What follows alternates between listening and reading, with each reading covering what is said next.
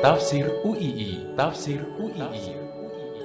Mengkaji tafsir Al-Quran dari Quran Karim dan terjemahan artinya milik Universitas Islam Indonesia, serta Al-Quran dan tafsirnya yang diterbitkan oleh Universitas Islam Indonesia. Bersama Kiai Haji Ahmad Bahaudin Nursalim, pengasuh Pondok Pesantren Tahfiz Quran Rembang. Beliau juga merupakan mitra Profesor Zaini Dahlan MA dalam penyusunan Quran Karim dan terjemahan artinya.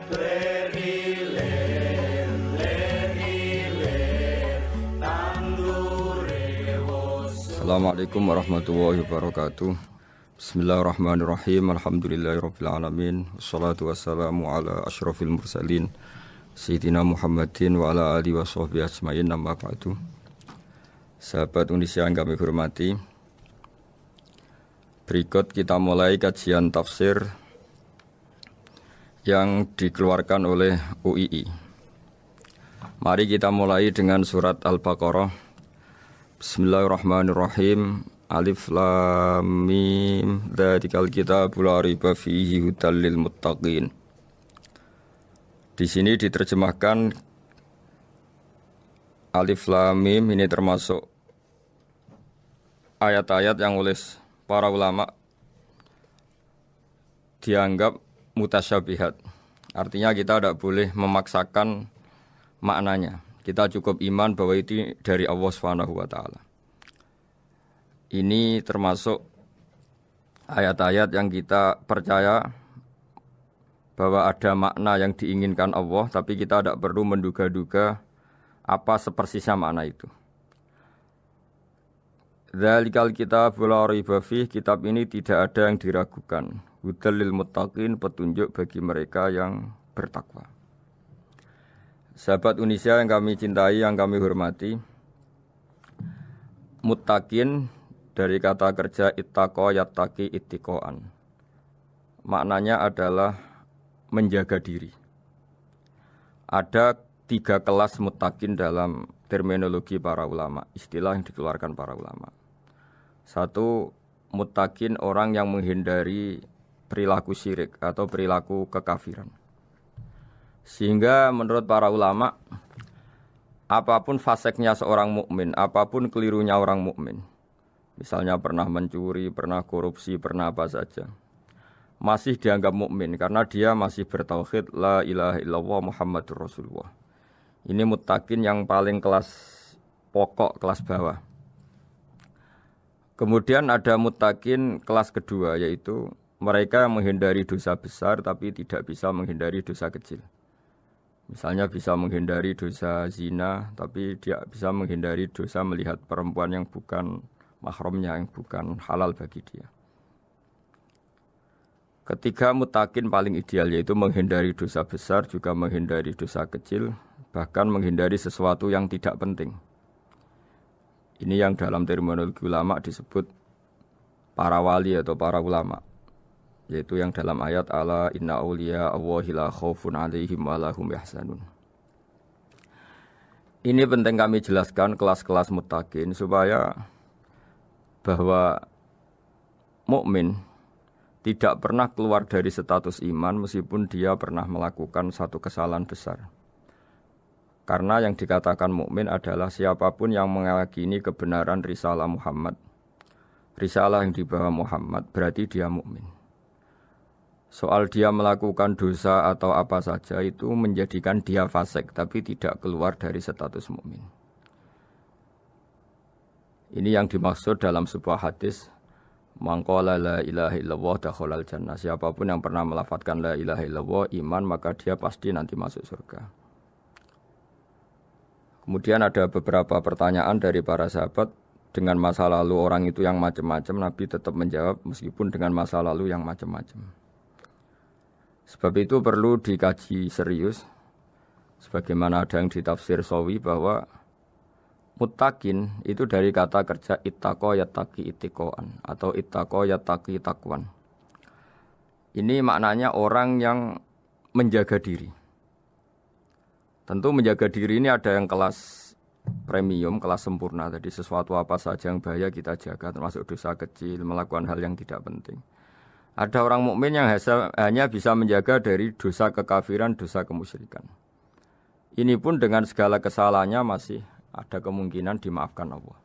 Karena Allah pernah berfirman, "Innallaha la yaghfiru ay yushraka bihi wa yaghfiru ma duna dzalika liman yasha." Allah tidak akan memaafkan dosa syirik, tapi Allah masih bisa memaafkan atau masih berkenan memaafkan dosa di luar syirik. Kemudian yang perlu dimengerti oleh sahabat Indonesia adalah makna la raiba fihi. Ini yang perlu kami ungkap, bahwa Al-Quran ini tidak ada keraguan padanya. Tidak ada keraguan, ini yang mudah kita teliti karena kita orang Indonesia. Mungkin rasa-rasa sastra Arab enggak kental. Mari kita teliti dari segi makna, karena makna ini rasa dan rasa itu universal. Begini misalnya, dulu orang-orang kafir Mekah karena mereka penyembah berhala, penyembah Tuhan-Tuhan yang banyak, itu memprotes. Mereka memanggil tentu masih Muhammad, belum ya Rasulullah. Muhammad, kamu mengajak ke Tuhan berapa? Rasulullah menjawab, ke Tuhan yang satu. Lalu mereka bertanya, Muhammad, urusan kita ini banyak, problem kita banyak. Tuhan banyak saja tidak bisa menyelesaikan, apalagi satu Tuhan. Ini yang diceritakan dalam sebagian ayat disebut, Aja'alal alihata ilaha wahida inna hadza lasyai'un ujab. Bagaimana mungkin Tuhan itu satu? Harusnya Tuhan itu banyak karena urusan kita banyak. Lalu Rasulullah dengan bimbingan Tuhan, bimbingan Allah mendatangi mereka, kemudian Nabi menjelaskan, Tuhan itu adalah ketua kalian, Tuhan itu adalah pimpinan kalian. Bagaimana kalau Anda jadi pembantu kemudian punya majikan banyak, punya penguasa banyak, punya tuan banyak, kemudian semua tuan-tuan Anda ini memerintahkan Anda dengan perintah yang beda-beda. Apa kalian mau punya majikan atau pimpinan yang banyak? Mereka menjawab tidak, Muhammad. Terus mereka akhirnya sadar bahwa problem Tuhan banyak itu tentu lebih sulit, lebih problem. Karena nanti perintahnya beda-beda, keinginannya beda-beda. Mereka akhirnya tersadarkan bahwa sebaiknya atau seharusnya memang Tuhan itu satu. Jadi Rasulullah SAW menjelaskan logika bertauhid itu dengan sekian variasi, dengan sekian logika. Kemudian Nabi kedua juga menjelaskan logika kompetisi. Kata Nabi yang karena bimbingan Allah diberi satu pengertian. Andai kan Tuhan itu 2 atau 3, kemudian berebut dalam tahta aras atau tahta yang di alam raya ini, sebagaimana lazimnya para penguasa, maka pasti ada yang menang, ada yang kalah. Dan yang kalah tentu gak layak sebagai Tuhan. Ini yang disebut wala ala ba'duhum ala ba'd. Tentu kalau Tuhan itu banyak, mereka akan berkompetisi, akan bertarung. Dan pasti pemenangnya ya satu, karena memang layak jadi Tuhan tetap satu. Sadarlah bahwa orang-orang kafir Quraisy, orang-orang kafir saat itu sadar pentingnya bertauhid. Ketiga, Nabi juga menjelaskan tauhid secara ilmu logika. Begini para pendengar. Kalau dalam teori ilmu tauhid yang agak jelimet dijelaskan begini. Jika ada 2 Tuhan, maka alam raya ini enggak menjadi alam. Logikanya adalah 2 Tuhan ini bisa kamu katakan sama-sama kuat.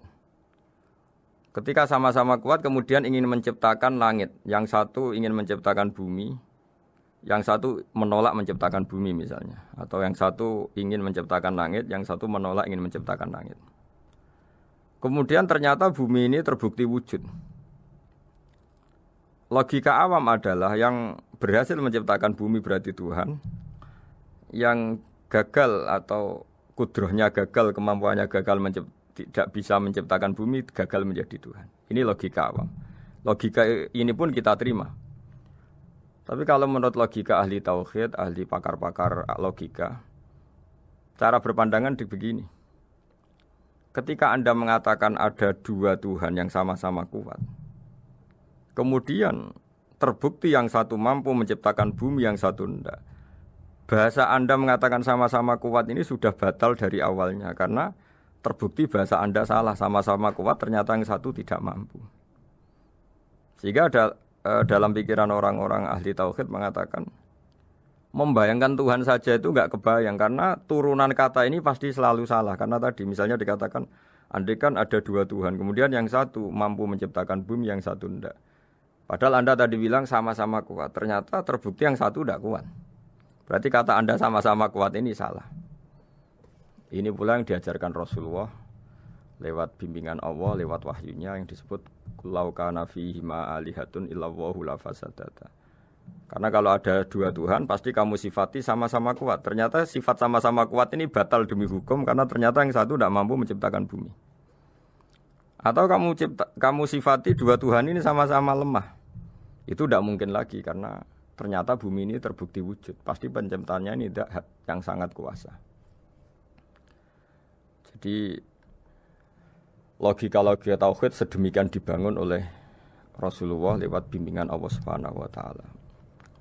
Logika keempat supaya kita iman dan tambah kuat imannya adalah logika yang mudah dicerna oleh kebanyakan orang atau yang bisa diindra.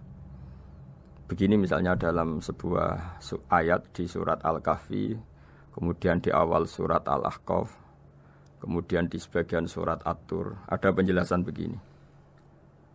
Ketika Rasulullah mengajak manusia menyembah Allah, kemudian orang-orang kafir tanya, lalu Tuhan kamu siapa Muhammad? Tuhan saya adalah Allah menciptakan langit bumi. Terus mereka berandai-andai, ada Lata, ada Uzza, ada Manat, ada Hubal. Itu Tuhan-Tuhan kami. Terus Rasulullah bertanya, apakah Tuhan-Tuhan yang kamu sembah itu memberi kontribusi saat langit dan bumi diciptakan? Mereka menjawab, tidak Muhammad, itu Tuhan-Tuhan yang kami bikin. Begitu juga asumsi tentang Tuhan-Tuhan yang lain. Apakah Isa ikut menciptakan bumi atau menciptakan langit? Tentu jawabannya tidak. Karena Isa lahir di bumi, orang tahu tanggal lahirnya, tahu tahunnya, dan sebelum ada Isa juga sudah ada bumi. Sehingga untuk menetapkan tauhid, berkali-kali Quran tanya, Amman khalaqas samawati wal ardu? Siapa sih yang menciptakan langit bumi? Siapa sih yang menurunkan air dari langit? Siapa yang mengatur ini, itu, ini, itu? Akhirnya mereka menjawab, itu semua Allah Muhammad. Begitu juga kemungkinan setan misalnya. Setan itu fisik atau makhluk atau apa saja yang tidak kita lihat. Kemudian setan itu lewat rayuannya, lewat tipu dayanya ingin disembah. Kata Allah menjelaskan ini, Ma asyadtuhum khalqas samawati wal ardi wala khalqa anfusihim. Kamu tidak perlu takut sama setan atau apalagi menuhankan setan. Setan itu tidak yang punya reputasi menciptakan langit dan bumi. Bahkan setan tidak bisa menciptakan dirinya sendiri. Ini menjadi pengetahuan bagi kita. Betapa bagi pakar-pakar tauhid, ahli tauhid. Ketika setan nyatanya diusir dari surga, itu pun versi mereka. Versi mereka pun mengatakan seperti kita bahwa setan itu diusir dari surga dan ya keluar dari surga. Kalau setan itu Tuhan, tentu diusir gak mau, karena di surga itu nikmat. Ketika setan diusir dari surga, ya keluar. Dia juga jadi makhluk yang hina-dina. Berarti dia tidak punya kekuasaan, bahkan pada dirinya sendiri. Dipaksa keluar dari surga, ya keluar. Dipaksa menjadi ahli neraka, jadi ahli neraka. Dipaksa jadi apa saja, juga dia akan jadi seperti yang dipaksakan. Ini menunjukkan bahwa setan adalah tahta kudratillah, tahta qahrillah, tahta satwatillah, bahwa setan pun dalam kendali kekuasaan Allah. Makanya Allah mengatakan kamu tidak usah menyembah setan, tidak usah nurut sama setan. Setan itu lemah sekali. Karena faktanya dia tidak bisa memaksakan keinginannya. Ini yang oleh Allah disebut dalam firman-Nya inna kaidas syaitani kana dhaifa. Setan itu lemah sekali. Ini perlu saya sampaikan ke para pendengar Unisia bahwa bertauhid itu ada sekian logika. Logika kelima adalah logika orang awam. Awam sekali. Suatu saat ada perdebatan antara Abul Hasan al-Asy'ari. Abul Hasan al-Asy'ari ini tokoh ahli sunnah paling populer dalam ilmu logika. Dia mengatakan orang menemukan Tuhan itu harus lewat logika yang cermat. Tidak boleh taklid, hanya ikut-ikutan. Dia harus menemukan satu argumentasi bahwa Tuhan atau pencipta langit itu ada. Kemudian ada satu problem di mana orang-orang kampung atau orang-orang yang lugu atau orang-orang awam itu tidak bisa ilmu logika, ilmu mantek kalau dalam bahasa pesantren. kata Abu Mansur, kata Abdul Hasan Al-Asy'ari, itu masih mungkin. Walhasil para ulama ini meneliti ke orang-orang yang lugu, yang di kampung, yang petani, yang lugu sekali. Apa yang mereka temukan? Ternyata mereka punya cara logikanya sendiri untuk menemukan Tuhan, Sang Pencipta. Pernah suatu saat ada seorang petani lugu, biasa menggembala unta, ditanya, Bima araf tarubak, lalu kamu yang petani ini yang hanya ngurusi sawah, ngurusi ladang, dengan cara apa kamu tahu kalau Tuhan itu ada? Si petani tadi marah besar dan dia mengatakan, Al-ba'ratu tadullu alal ba'ir wa asharul aqdam yadullu alal masir. Kata petani tadi, yang namanya ada kotoran unta, pasti ada untanya. Yang namanya ada jejak kaki, pasti ada yang barusan lewat. Artinya kalau ada makhluk, pasti ada pencipta. Ini logika awam yang mudah. Kita tidak mungkin mengatakan bumi ini pencipta, mengatakan matahari pencipta. Kelihatan sekali kebendaannya, kelihatan sekali bahwa bumi matahari tidak punya ikhtiar, tidak punya kekuatan. Kelihatan sekali sifat-sifat kemakhlukannya. Jika benda-benda ini karuan makhluk, pasti menunjukkan bahwa ada penciptanya, ada khaliknya. Dalam logika Bedui tadi, si Bedui tadi, kalau ada kotoran sapi, pasti ada sapinya. Meskipun sapinya sudah sekarang nggak terlihat, mungkin sudah jalan kemana. Sama, kalau ada jejak kaki, meskipun orang yang tadi lewat sudah kita nggak tahu, tapi kita pasti tahu, pasti ada yang lewat. Ini yang dimaksud dalam bahasa Arab, al-ba'ratu tadullu alal ba'ir. Kalau ada kotoran sapi atau kotoran unta, pasti ada untanya. Wa atharul aqdam yadullu alal masir. Kalau ada jejak orang lewat, pasti tadi ada orang lewat. Nah, semua metode ini digunakan semua oleh Rasulullah. Logika yang bagi intelektual, logika bagi kaum awam, logika bagi kaum menengah, ya tidak awam, tidak intelektual. Semuanya digunakan, semuanya jadi media untuk memastikan bahwa logika tauhid ini logika pilihan, logika yang benar-benar logika. Sehingga dalam banyak ayat disebut agama ini liqaum yaqilun, liqaum yatafakkarun, bagi kaum yang bisa berpikir, bagi kaum yang punya akal. Lalu kemudian kami teruskan alladzina yu'minuna bil ghaibi. Ini kata ghaibi bukan kayak dalam bahasa Indonesia misalnya setan atau hantu disebut barang gaib. Kata ghaibi dalam bahasa Arab adalah perbandingan atau lawan kata dari al-musyahad yang bisa disaksikan langsung lewat indera. Kita orang mukmin iman bahwa surga ada, padahal kita tidak pernah melihat surga. Kita mukmin iman bahwa neraka ada, padahal kita belum pernah melihat neraka. Ini sesuatu yang maghoba anil absor, yang mata kita tidak melihat, fisik kita tidak menyentuh. Kita pun iman.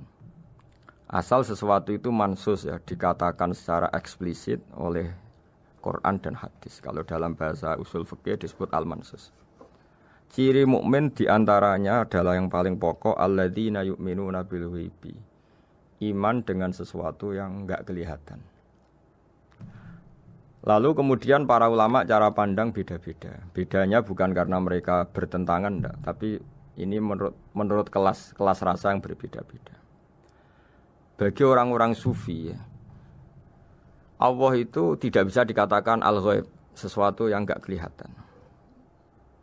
Karena Allah itu begitu jelas, az-zahir. Kata orang sufi, Allah itu zahir. Begitu juga dalam Asmaul Husna disebut Allah itu az-zahir, begitu jelas. Karena orang yang akalnya mapan, hatinya mapan, melihat satu lemari yang bagus, pasti langsung mensifati bahwa pembuatnya adalah orang yang hebat. Orang yang melihat mobil mewah atau pesawat yang canggih, pasti kepikiran pertama adalah pasti pembuatnya canggih. Sehingga eksistensi pembuat pesawat itu adalah orang hebat, itu langsung tertanam ketika melihat pesawat itu hebat. Bagaimana mungkin seseorang ragu akan kehebatan pembuat pesawat ketika melihat detail-detail pesawat? Pasti langsung kepikiran kalau pembuatnya itu hebat. Memutuskan bahwa pembuat pesawat hebat itu tidak harus ketemu yang membuat, juga tidak harus melihat. Tapi akal kita pasti meyakini pembuatnya itu hebat. Berarti keputusan menyimpulkan bahwa pembuatnya hebat adalah az-zahir begitu jelas. Begitu juga langit dan bumi, matahari semuanya tertata rapi. Air dengan fungsi manfaat yang sebegitu hebat, oksigen, semua tanaman, buah-buahan. Meskipun kita tidak pernah melihat Tuhan, tapi akal kita, nurani kita pasti berkeyakinan dan tahu betul pasti pembuatnya itu zat yang super hebat, super bijaksana. Sehingga dalam kategori ini Allah tidak bisa dikatakan suatu yang enggak tersentuh, yang enggak terjangkau. Allah itu adz-dzahir, begitu jelas. Sehingga di antara Asmaul Husna disebut adz-dzahir. Sebab itu saya menganjurkan, atau saya punya saran bahwa alladzina yu'minuna bil ghaibi itu contoh paling mudah itu kayak surga, kayak neraka. Kalau Allah sendiri itu adz-dzahir, mudah diketahui. Karena tadi orang yang melihat pesawat canggih pasti saat itu juga berkeyakinan dan itu pasti benar, pasti pembuatnya juga canggih. Nah, di sini disebut alam raya ini ayat, semuanya itu bukti kekuasaan. Dalam syair-syair orang sufi masyhur sekali itu wa fi kulli syai'in lahu ayatun yadullu ala annahul wahidu. Setiap sesuatu kejadian di alam raya adalah bukti keesaan Allah, bukti eksistensi Allah Subhanahu wa taala. Sehingga dalam satu kisah normalnya orang itu paling tahu itu dengan dirinya sendiri. Karena dia adalah dia. Tapi kalau Imam Sibawayh seorang pakar nahwu mengatakan a'raful ma'arif Allah. Di alam raya ini yang paling mudah dikenali itu ya Allah, pencipta. Karena andai kan kita sendirian di hutan, kemudian kita mulai punya akal, kita mungkin tidak tahu diri kita ini siapa. Tapi setidaknya kita langsung menyimpulkan bahwa kita tidak bisa menciptakan diri kita sendiri. Ketika kita berkesimpulan tidak bisa menciptakan diri kita sendiri, pasti kita terus berkesimpulan ada di luar kita yang menciptakan kita. Nah, sebab itu kenapa sifat mencipta ini yang pertama kali dikenalkan oleh Allah kepada nabinya untuk dikenalkan kepada umatnya. Yaitu disebut Iqra bismi rabbikal ladzi khalaq. Muhammad, bacalah dengan nama Tuhanmu. Sifat Tuhan yang paling mudah dikenali oleh siapapun adalah sifat pencipta. Karena ketika seseorang yakin dia lahir sudah ada bumi, dia lahir sudah ada langit, dia pasti akan tahu bahwa dia ada penciptanya. Sehingga paling mudah mensifati Allah atau mensifati Tuhan adalah bismi rabbikal ladzi khalaq. Terus kemudian di antara ciri orang baik adalah wa yuqimunas shalat. Kemudian beriman kepada yang gaib, menegakkan salat. Kata menegakkan adalah dari kata menjaga aturan-aturan atau sesuai aturan-aturan salat. Kita tahu dalam salat ini ada beberapa syarat yang harus dipenuhi. Misalnya harus wudu, harus suci di tempat yang suci. Terus ada syarat-syarat dalam internal sholat, dia harus baca Fatihah, harus tumakninah, macam-macam. Itu eksistensi definisi sholat. Kemudian kata berdiri juga diartikan para ulama, eksistensi sholat harus diketahui secara publik, secara sosial. Karena sesuatu itu punya eksistensi kalau jadi konsensus atau diakui oleh publik. Di sini agama mewajibkan sholat jamaah. Kata banyak ulama, jamaah itu fardu kifayah. Bahkan ada yang mengatakan fardu ain. Harus dijalankan orang banyak secara massal dan harus di tempat yang terbuka. Sehingga kata para ahli fikih, andaikan ada orang jamaah di dalam rumah tidak diketahui oleh banyak orang, belum mencukupi atau belum menggugurkan kewajiban jamaah. Sehingga eksistensi sholat harus diketahui secara publik. Sehingga dulu Rasulullah itu kalau sholat ya di masjid dan masjidnya terbuka. Sampai sekarang kita pun menyaksikan semua umat Islam kalau sholat di masjid yang terbuka. Sehingga dunia non-muslim pun tahu bahwa dalam Islam ada ritual, ya, ada ibadah yang bernama sholat. Hikmah kedua dengan cara terbuka seperti ini, sholat itu menjadi gak pernah rubah mulai zaman Nabi sampai kiamat. Dengan tradisi jamaah berarti kaifiyah atau cara sholat itu permanen.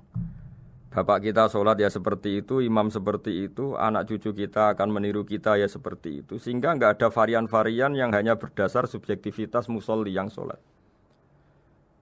Taruh saja kita misalnya jadi seorang sufi yang baru takut sama Allah atau baru wusul kalau dalam bahasa sufi. Kemudian kita sholat sendiri di rumah, mungkin dengan gaya menangis, terseduh-seduh macam-macam. Ini tentu tidak baik sebagai standar sholat.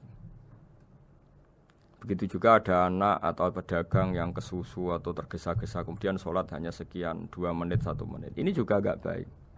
Meskipun itu boleh dilakukan individu-individu. Tapi kalau dalam sholat jamaah, orang harus manut imam. Dan ada standarnya, misalnya tumaknina itu biqadri subhanallah. Jadi ada ukurannya. Ini penting saya utarakan bahwa hikmah jamaah itu bukan sekedar dapat pahala 27 kalau sendiri, dapat pahala 1 itu enggak.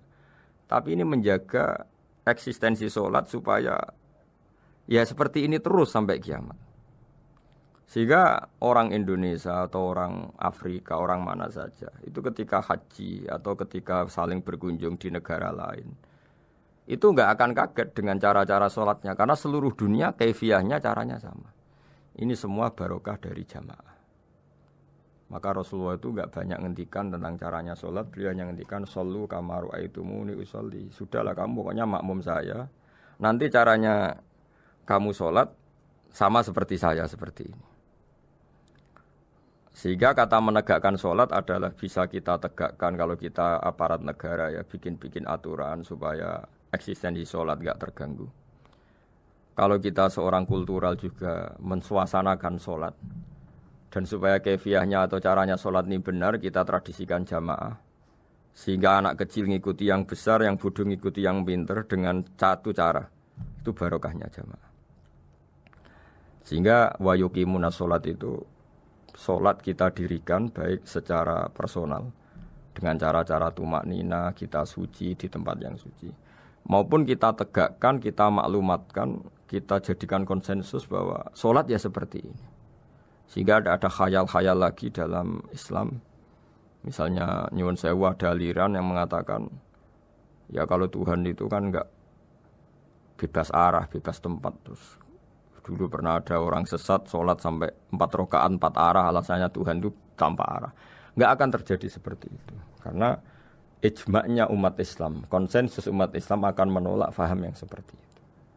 Jadi saya mohon sekali ini pentingnya jamaah. Dengan jamaah maka caranya sholat, cara meyakini madhab kiblat dan sebagainya terjaga ila yaumil qiyamah sampai hari kiamat.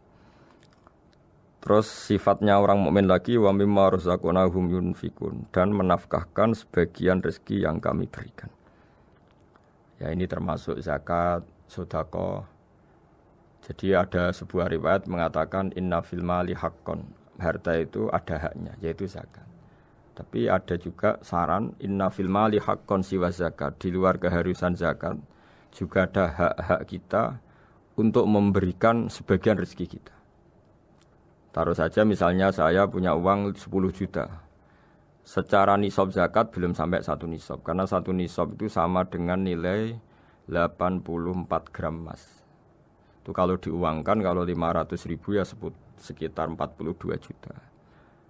Tapi kita sebelum punya 1 nisab pun tetap ada keharusan mengeluarkan sebagian. Yaitu tentu dalam fikih kita wajib mengeluarkan uang untuk anak kita, untuk istri kita. Itu yang wajib-wajib. Kemudian ada sosial, kita nyumbang masjid, nyumbang yatim piatu macam-macam. Sehingga kata para ulama, ciri utama mukmin diantaranya adalah melakukan zakat, baik zakat yang fardu maupun zakat yang sunat. Karena kata zakat itu dimaknai fardu sebetulnya definisi para ahli fikih untuk membedakan zakat yang wajib dengan sedekah. Tapi sebetulnya zaman dulu enggak ada seperti itu. Zakat itu maknanya bersihkan harta. Sedekah dari kata sedekah bukti benarnya iman. Jadi sedekah dari kata dari kosakata sedekah yasduqu sidqon, sesuatu yang membuktikan kita loyal itu disebut sodak. Kita nikah, mas kawin di bahasa Arab kan sodak, dari kata sodako juga. Kita bukti iman, loyal, kita sodako.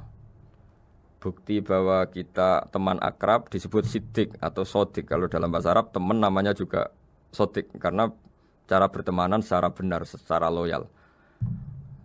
Sehingga wa mimma razaqnahum yunfikun ini ya memasukkan zakat yang dalam terminologi fikih yaitu zakat yang zakat al-wajibah atau zakat yang dengan makna lughat yaitu ya artinya asal membersihkan harta kita entah lewat zakat, sedekah, hadiah kepada orang-orang yang kita hormati semuanya juga masuk dalam definisi zakat atau wa mimma razaqnahum yunfikun. Kemudian sifat terakhir dari orang muttaqin adalah walladzina yu'minuna bima unzila ilaika wa ma unzila min qablika bil akhirati hum yuqinun ulaika ala hudam mir rabbihim wa ulaika humul muflihun. Di sini diterjemah mereka yang beriman kepada kitab yang kami turunkan kepadamu dan yang diturunkan sebelum kamu. Ini kata yang diturunkan sebelum kamu penting sekali karena ciri utama Nabi adalah dia tidak pernah beda dengan Nabi sebelumnya. Karena kebenaran tauhid pasti tunggal. Nabi-nabi dulu pasti mengajarkan tauhid, hanya menyembah Allah. Enggak mungkin Nabi berikutnya kemudian bikin ajaran baru dalam tauhid. Sehingga andaikan semua kitab Injil, Taurat itu masih versi yang orisinil, pasti enggak ada yang beda dengan Quran. Karena ciri utama kebenaran adalah iman dengan Quran dan iman kepada kitab yang diturunkan sebelum Al-Quran. Wabil akhirati hum yuqinun, mereka juga yakin akan datangnya hari akhir. Itu bisa disebut yaumul ba'ats. Terus ketika semua kriteria itu terpenuhi, baru ulaika ala hudam mir rabbihim wa ulaika humul muflihun. Mereka itulah yang berada pada petunjuk Allah dan merekalah orang-orang yang berbahagia. Para pendengar sahabat Indonesia, semoga kajian ini bermanfaat. Dan ini mulai ayat 1 sampai 5 dalam surat Al-Baqarah, yaitu surat yang dalam tartibnya mushaf nomor 2 setelah Fatihah. Jadi kalau dalam ulumul Quran disebut ada surat yang berdasar nuzulul Quran, yaitu surat Iqra, kemudian Muddatsir. Ada urutan surat yang berdasar tartibul mushaf, yaitu yang kita punyai sekarang, yaitu Fatihah, terus Baqarah dan seterusnya. Dan urutan-urutan ini pun sesuai petunjuk Rasulullah SAW. Saya kira demikian. Mohon maaf atas semua kesalahan. Wassalamualaikum warahmatullahi wabarakatuh.